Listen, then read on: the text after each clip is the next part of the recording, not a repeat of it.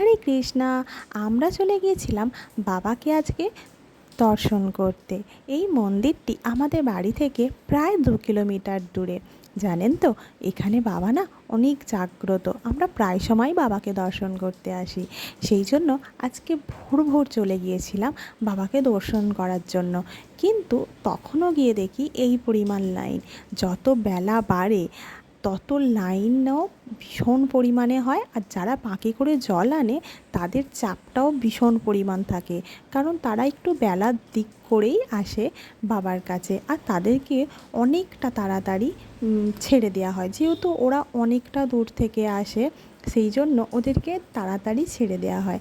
আমরা কিছুক্ষণ লাইনে দাঁড়ানোর পর পৌঁছে গেলাম বাবার সামনে। তারপর বাবাকে অনেক কষ্ট করে দর্শন করার পর বাবাকে পুজো দিয়ে আমাদের আর বেশিক্ষণ মন্দিরের ভেতর থাকতে দিচ্ছিল না, তাই আমরা বাইরে গিয়েও ধূপপাতি দিয়ে বাড়ি ফিরবো বলে রেডি হচ্ছিলাম। জানেন তো, যারা অনেকক্ষণ উপবাস করে থাকে বা অনেক দূর থেকে আসে, তারা কেউ কেউ আবার অসুস্থ হয়ে পড়ে। এই বছরে দেখলাম তাদের জন্য ব্যবস্থা আছে ডক্টরের। হরে